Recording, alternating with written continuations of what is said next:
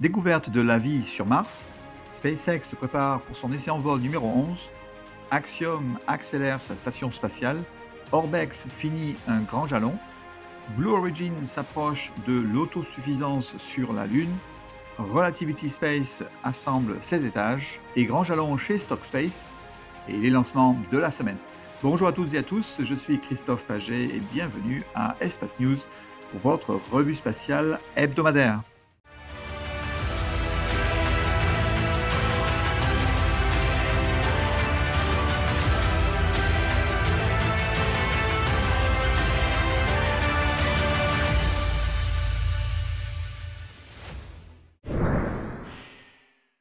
L'administrateur de la NASA, Sean Duffy, vient de révéler que le rover Perseverance de la NASA a effectué de nombreux prélèvements et analyses avec ses équipements embarqués.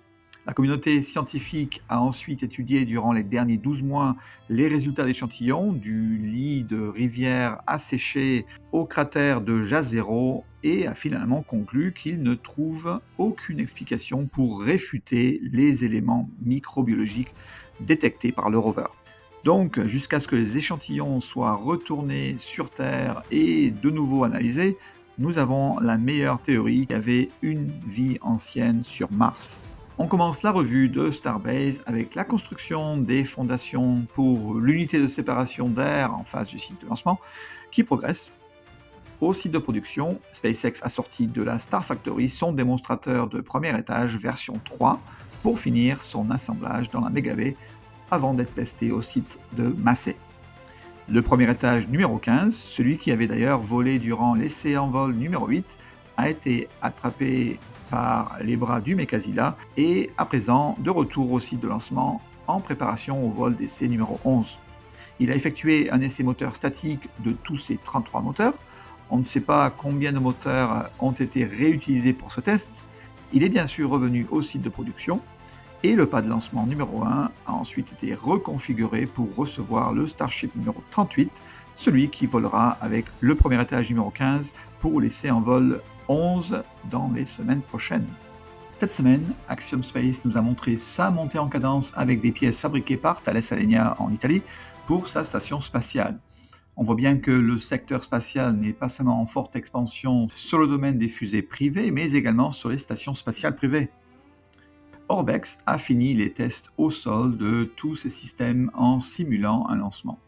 Une étape importante que vient de réussir l'Écossais Orbex pour son prochain vol de sa Orbex Prime, planifié en 2026 depuis les Shetland en Écosse au port spatial de Saxford.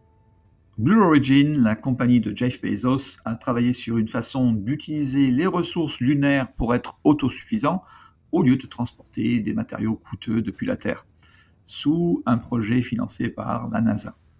Blue Origin a franchi une étape majeure avec son système appelé Blue Alchemist, qui vise à transformer le regolith lunaire, donc la poussière ou les roches de la Lune, en ressources essentielles, telles que panneaux solaires, métaux, oxygène respirable et carburant.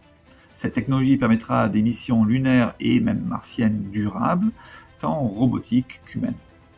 Le système Blue Alchemist a passé avec succès sa revue critique de conception, ou CDR. Le processus d'électrolyse du regolith en fusion extrait des éléments comme le fer, le silicium et produit de l'oxygène sans utiliser d'eau, de produits chimiques, toxiques ou même d'émissions de carbone. L'oxygène produit peut servir à la vie des astronautes ou pour alimenter des moteurs de fusée.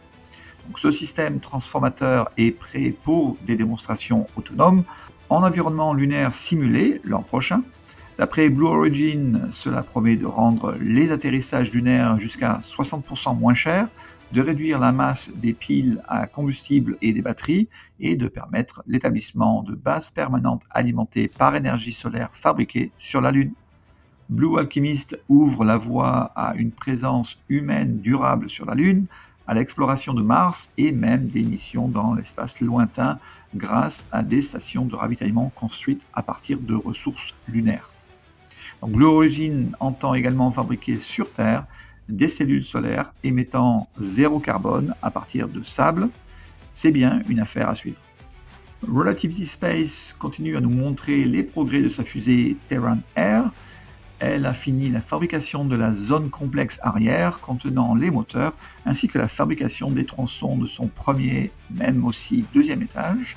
Elle assemble toutes ces parties ensemble pour le vol inaugural et s'apprête à installer la conduite reliant le réservoir supérieur à la zone arrière pour alimenter les moteurs.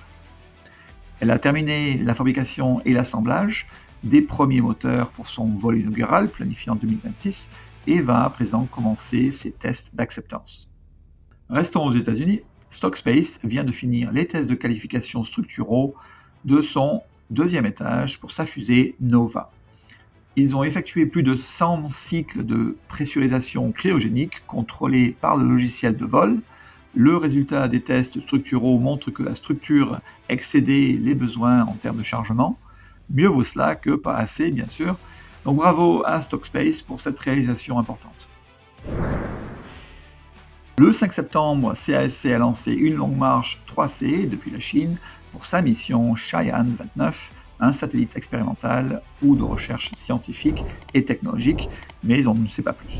Le même jour, Galactic Energy a lancé sa CRS-1 depuis la Chine avec 3 petits satellites à bord, dont Kaiyum 1, un satellite de communication en bande KU et K1, en particulier pour des applications de l'Internet des objets. Le jour s'est terminé par un lancement d'une Falcon 9 par SpaceX depuis la Floride pour la mission Starlink groupe 1057.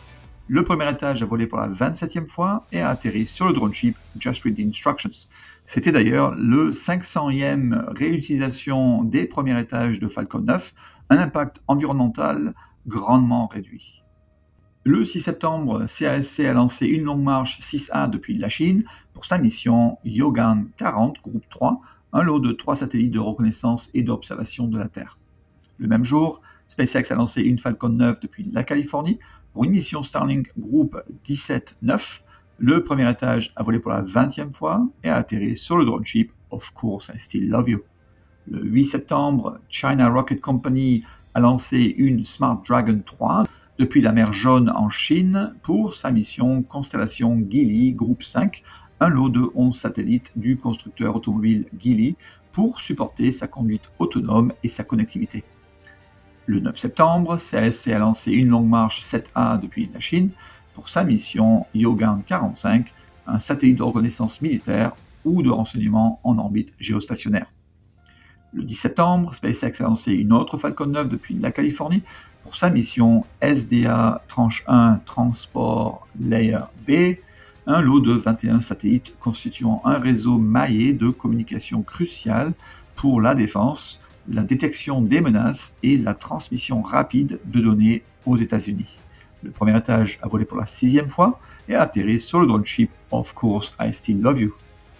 Le 11 septembre, Roscosmos a lancé une Soyouz 2.1A depuis le Kazakhstan pour une mission de ravitaillement de la Station spatiale internationale avec son Progress MS-32. La capsule s'est amarrée à la station spatiale après 4 heures de voyage et a amené 2,5 tonnes de marchandises. En résumé, du 1er janvier au 11 septembre 2025, 205 fusées ont été lancées avec succès. Sur ce total, 131 provenaient d'une entreprise américaine, dont 81 étaient des missions Starlink de SpaceX, 53 de Chine et 12 de Russie. Loin, aux confins de notre galaxie, la Voie lactée, une jeune étoile encore en formation envoie une annonce de naissance à l'univers sous la forme d'un feu d'artifice spectaculaire. Ces doubles jets ardents de gaz chaud s'étendent sur 8 années-lumière, soit 2 fois la distance entre notre Soleil et le système stellaire le plus proche, l'Alpha Centauri. Des gaz surchauffés tombant sur l'étoile massive sont projetés dans l'espace le long de l'axe de rotation de l'étoile et de puissants champs magnétiques confinent les jets en faisceaux étroits. Encore un spectacle magnifique que nous offre le télescope spatial James Webb. Merci d'avoir regardé votre chaîne Espace News. À bientôt pour un nouvel épisode de votre Actualité spatiale.